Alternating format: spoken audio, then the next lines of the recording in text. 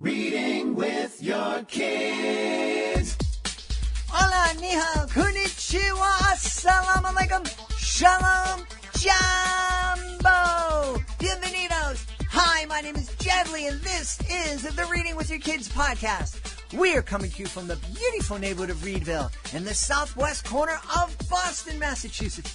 We are delighted that you're part of our beautiful Reading with Your Kids family. Please connect with us on social media. Facebook.com/readingwithyourkids, at Reading With Your Kids on Instagram, at Jedley Magic on Twitter. Today we have two great guests. Janie Veltkamp will be here to celebrate Beauty and the Beak. And then later on, Amalia Hoffman will be here to celebrate My Monsterpiece. Before we invite Janie in, I want to ask you, do you have your official Reading with Your Kids coffee mug? No? Well, you can get one. It's available on our merch page at readingwithyourkids.com. You can also pick up the official Reading with Your Kids t-shirt and the oh-so-fashionable Reading with Your Kids face mask. Yes, yes, yes. You can celebrate reading with your kids in great family time while keeping yourself and others safe. Check it out today. Go to our merch page at readingwithyourkids.com. Joining us right now from sunny but a little bit chilly Florida. She's typically in North Idaho. She is the author of a very cool STEM book called Beauty and the Beak. Please welcome to the show, Janie Veltkamp. Janie, how are you? Very well. Thanks for having me. I'm really excited to have you on. The name of your book, Beauty and the Beak, is really fascinating. Tell us about it. Well, the subtitle, of course, is How Science, Technology, and a 3D Printed Beak Rescued a Bald Eagle, which sums it up pretty well. This bald eagle found in Alaska near death, shot by a poacher's bullet, was in need of help when I found her in Alaska on a vacation. And at that time, the bird didn't have much of a future because her beak didn't grow back at the facility she was in Anchorage. So I asked them to hold off on the bird's care and flew her to Idaho, where I created a beauty team. A dentist, a mechanical engineer, a veterinarian, and myself, a raptor biologist.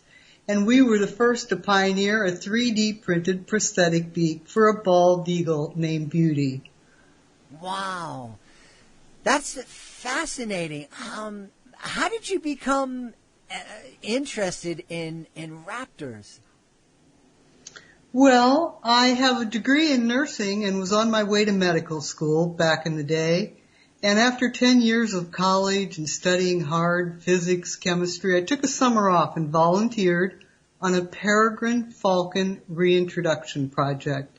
That's where they took these sexy endangered falcons and placed them in special boxes atop skyscrapers to reintroduce or restore their numbers. Well, they handed me one of these fast-flying falcons, and I had an epiphany. I said to myself, you mean we can wipe you off the face of the earth with our careless habits and use of pesticides like DDT? Or we can restore you to your full glory with reintroduction projects?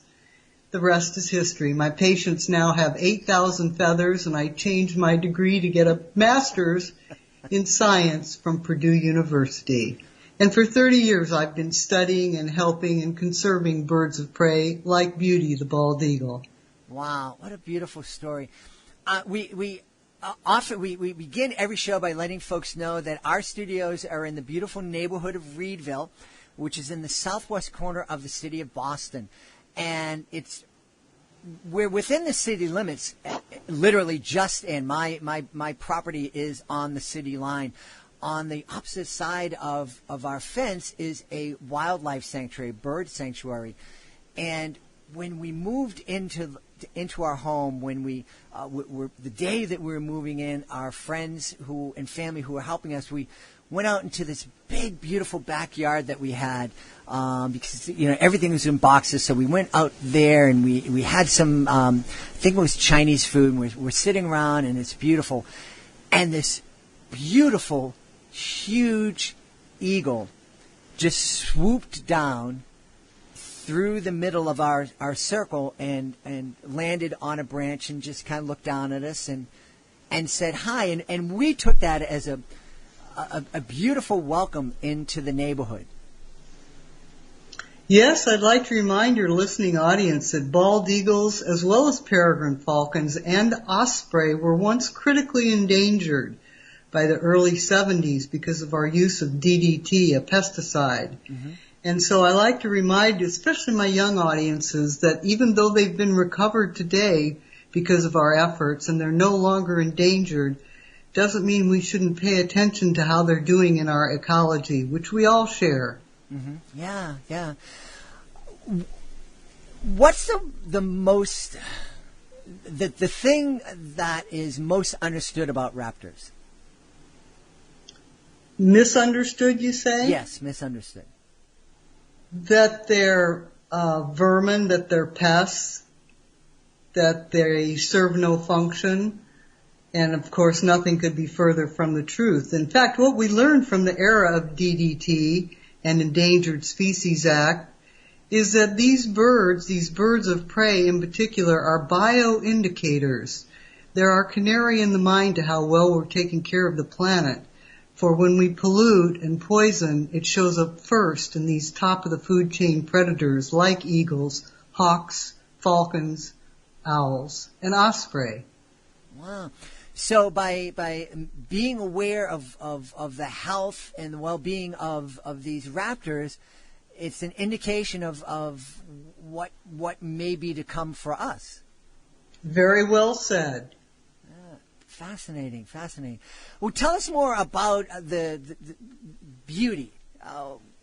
How is Beauty doing these days with her new beak? Well, the book and the story occurred over 12 years ago, just at the forefront of 3D printing. And so you have to recall that this happened many years ago, and the book has just been out since 2017. So it's won many awards as a STEM teaching book, and kids in particular are drawn to the story of a bald eagle with a heroine and a happy ending.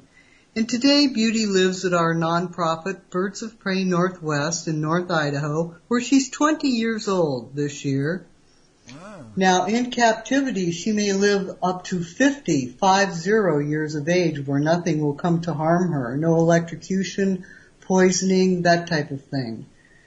So because beaks are made of keratin, like your fingernail, whatever beak you put on Beauty is going to be gently pushed off over time because the remainder of the portion of the beak continues to grow ever so slowly.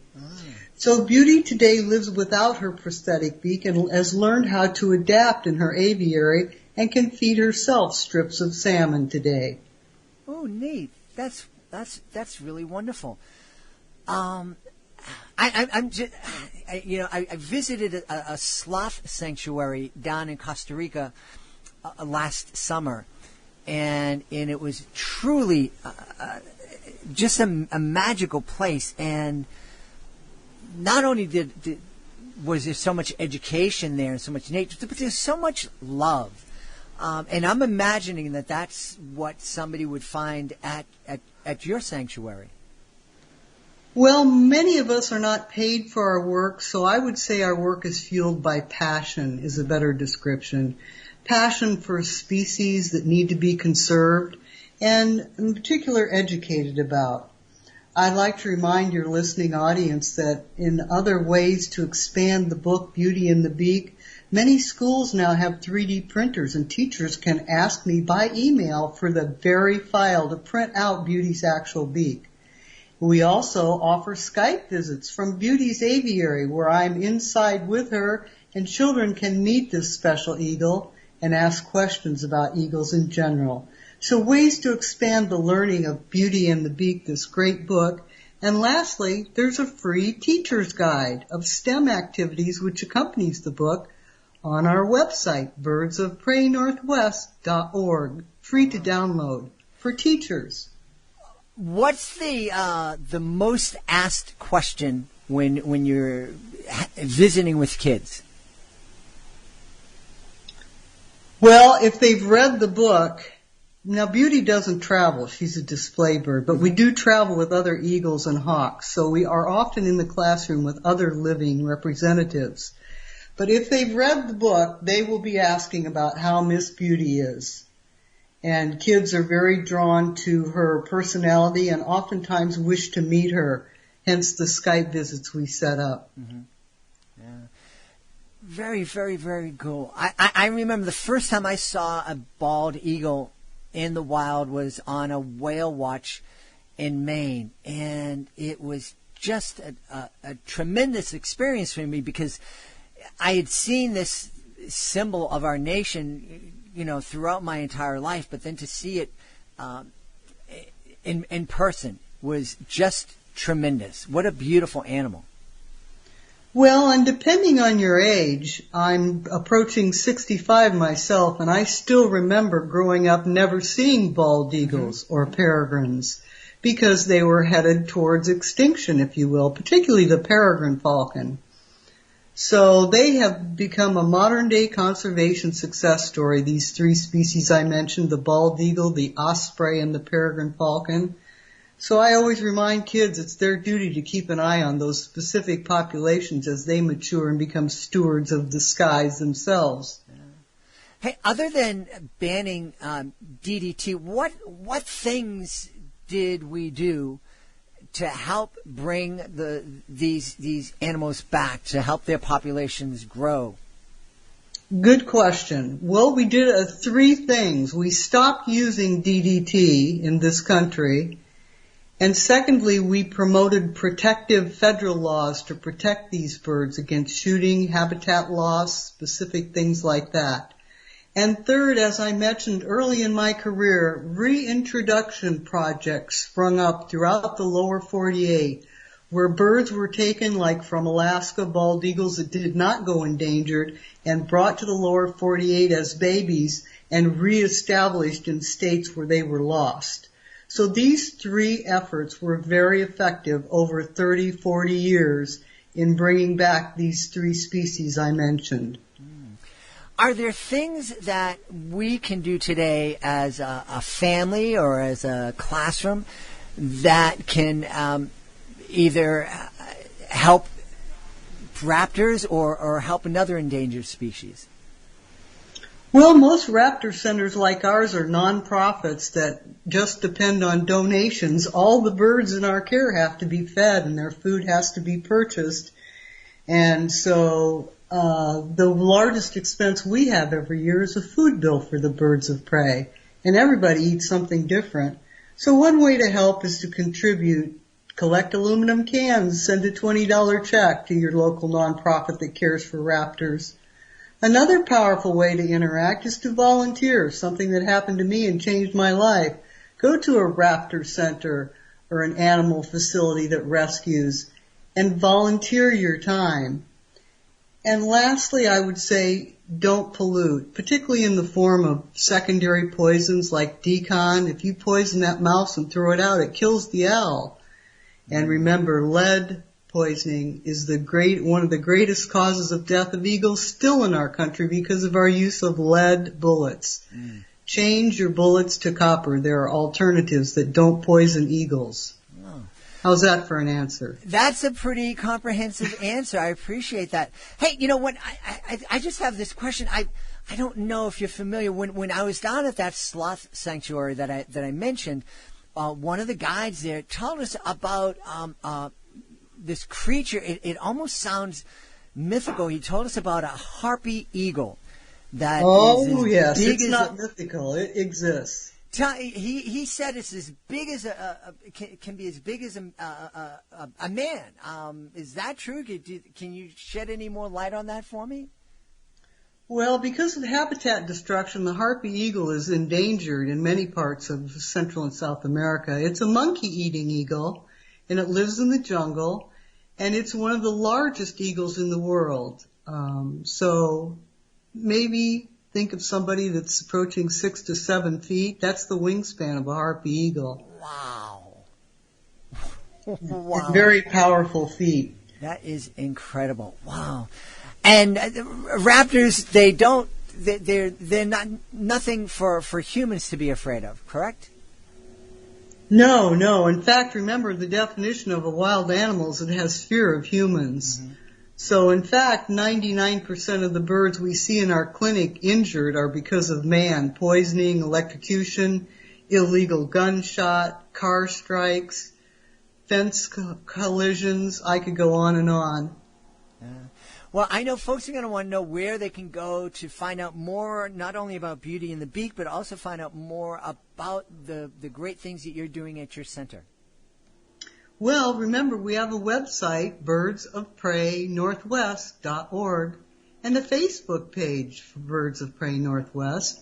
You can follow our activities. You can go on the website and get the free teacher's guide and download it, and also look at some of the other educational birds we keep at our facility and travel with.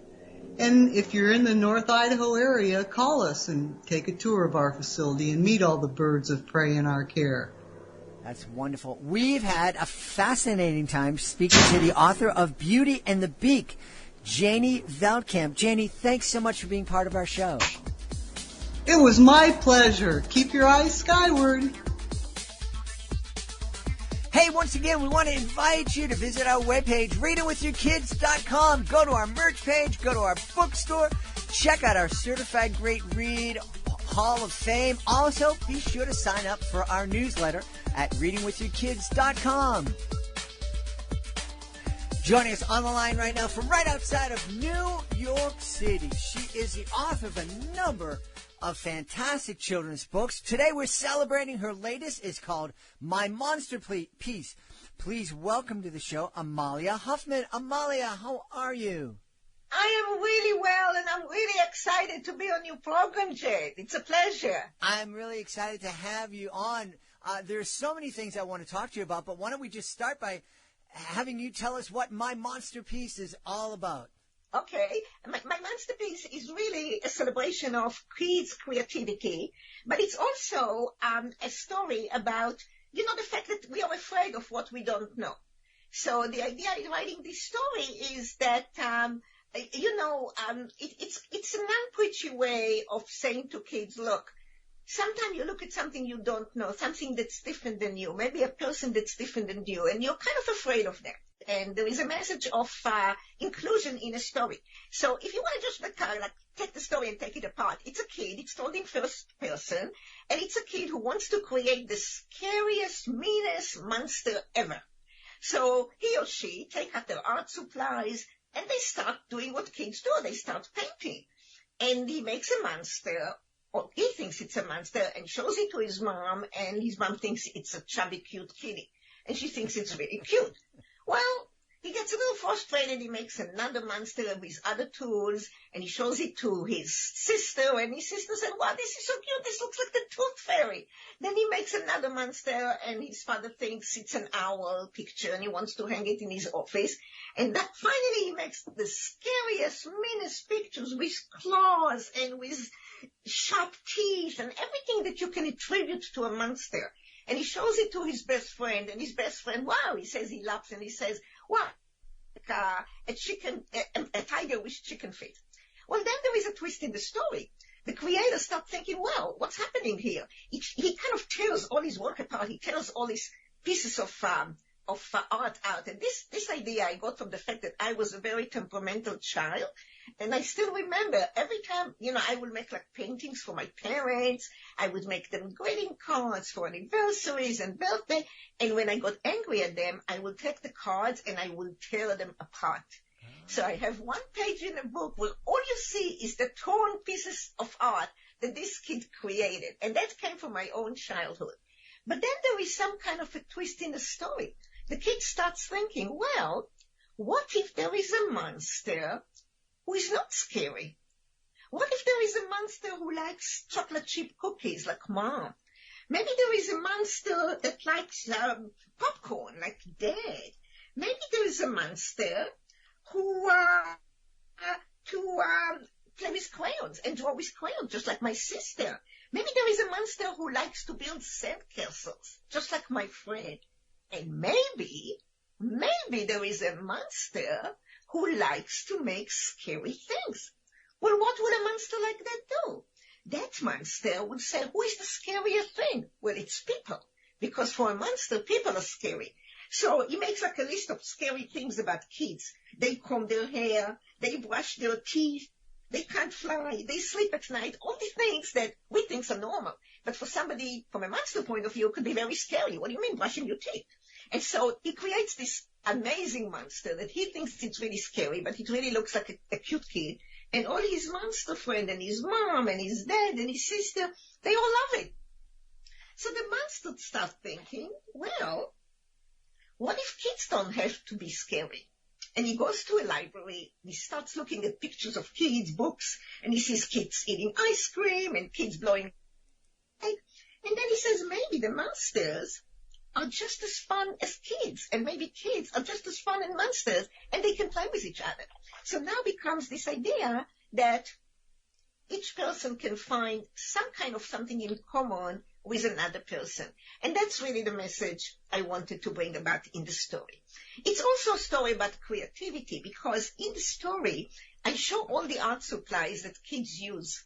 I show the scissors, I show a Fruit Loop that kids kind of, show tape, I show crayons, I show chalk, I show different kind of papers. And these are the kind of things that came out from my experience working with kids, doing art with kids. And so I use them in a story, and each monster is made with a different technique, very much like techniques that kids are using in a story. So what I'm hoping is that when kids get this book, they can actually make their own monster using their art supply. Yarn, cardboard. At one time, I even painted on a paper bag, like a shopping bag. And that's really the idea of the story. Yeah, so that's what the story is about. That's wonderful. What inspired you to write this book about friendship and acceptance? Well, because I think what inspired me is that you see what's happening in the world. And I think one message, as a writer, for me, the most important thing is to leave something with kids. And I think one of the most important messages we can leave with kids today is a message that we live in an inclusive world, in a diversified world. And I think that kids, by nature, accept everyone, but there are a lot of bias, a lot of prejudice out there. And if a kid is in a very to that, this kid will have trouble, connecting or accepting or making friends with people who are not like him or her. And that's what inspired me to write the story. I wanted something that's non-preachy, that's fun, that's colorful, that talk to the kid's heart, but at the same time, also leave this message. How can we create a world where no one is a monster? There is no such thing as a monster. And that's really what inspired me to do this book. That's fascinating. And it's true that there are so many times that we are frightened by the unknown or by the person who seems different than us. Exactly. If you look at monsters like the Hunchback of Notre Dame or any kind of monster, they're usually creatures that look different than us. We call them ugly. We give them certain attributes, claws, sharp teeth, whatever it is. Or what's a witch? A witch is a woman that looks different than us. She's ugly in our standard. And I still remember when I was a kid, I grew up and I subscribed to my parents subscribed to a magazine for kids. One of those kids magazines like Highlights and something. There was a contest in there, and the contest was to create a scary witch. And I worked very hard on my witch. I painted and I sent it in, and it wasn't scary enough. It didn't win. That's how I know. And so, it's all a question of, in the eye of the beholder, what do we call scary? And I want kids to be able to go out there and look at a kid that looks different than them. And say, wow, this kid can be my best friend. It's just as much fun. And really, to me, it's an important message. But I didn't want to be, like saying, you know what, you should be making friends with everyone. And it's not nice not to accept. And all your neighbors are equal. And I don't like to lecture to kids. I like to write a book and put it out there and let the kids get the message by themselves. And I hope they get it. Yeah. Well, I think this is a really wonderful story that parents can use to really inspire conversations about friendship and about being open to others, and to let kids know that it's okay to be curious about others, and it's quite complimentary when we show an interest in another person's culture. Yeah. If you look at America, there's so many cultures there. And I do have a teacher guides for teachers that is on my website.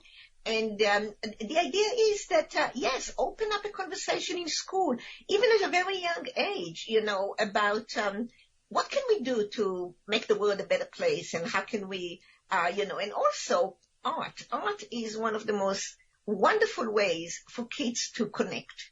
And I want them to, I'm hoping that they will be inspired by all this technique I show in the book, all these art supplies, and create their own masterpiece. Now, you started your career, this is really fascinating. You started your artistic career designing window displays for retail stores. Am I right about that? Yeah. I always loved paper cuts. And so, I make all these paper cuts things, and there's a store in New York, a very famous store called Tiffany. It's a jewelry store. Of course, I can't afford to buy jewelry there, but I walked in there, and they had a designer by the name of Gene Moore. He was very famous. He, for many years, contracted the best artists like Rauschenberg and people like that to do windows in New York City. And he looked at my work and he said, "Do you like to do our windows?" And I said, "Of course I would." And so I had all my creation in Tiffany, and then I got the idea of starting a business. So I went to Fortunoff and Bloomingdale's and different stores, and I started a business of doing display for those stores. Before that, I was a gallery artist, but I didn't make any money, so I needed money. And I started doing these big, elaborate window displays. It was like many years ago. And then I started doing smaller stores, like mom and pop stores. I decorated liquor stores, jewelry stores, travel agent, optical stores, just really doing amazing props. I mean, if you come to my house, I have a studio full of props. Anything you would want, I have. And so, yeah, that's how I started. And from there, I went on to, doing my illustrations, which I always did art, and kind of combining the idea that the idea is not just to do art, but do art that people can actually look at and relate to. And that's what illustration is about. Yeah. Well, it's interesting. You talked about being a gallery artist and not being able to make a living. When you started creating art on those windows, it was being seen by many, many more people than would have seen a painting that you had in a gallery. It's amazing, especially in New York. I tell you, I will do a window, and then I would just go to New York and look at people looking at the windows. And people, especially Christmas, I did the most elaborate things. And people would just sit there and look. And what I love is kids actually will put their nose to the window.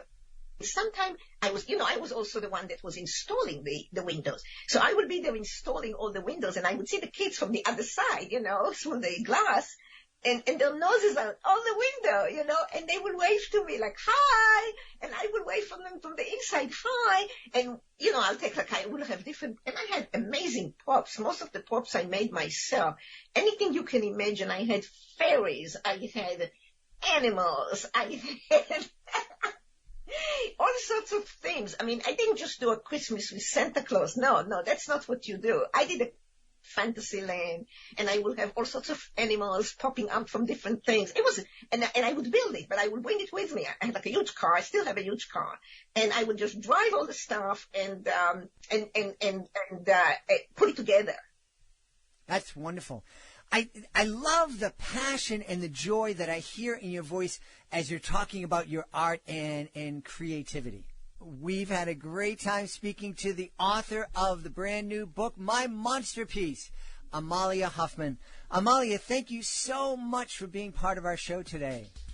Thank you so much for hosting me, Jed. It was a great pleasure, really. Please be sure to join us for the next edition of the Reading with Your Kids podcast. Our guest will be John Beatty. He has climbed the tallest mountain on every single continent. Wow, including Mount Everest. He's here to celebrate the Warrior Challenge. Before we go, I want to thank the folks who made today's show so very wonderful. Of course, I want to thank our guests, Janie Veltkamp and Amalia Hoffman. Please be sure to check out their books, Beauty and the Beak by Janie and My Monsterpiece by Amalia. I also want to thank my team, Alejandro Doherty, Fatima Khan. I want to thank my beautiful wife for all the support she gives me. Most of all, I want to thank you. Thank you so much for taking the time to join us today. And as always, thank you so very much for taking the time to make the world a better place by reading with your kids. I'll be looking for you in the next edition of the Reading with Your Kids podcast.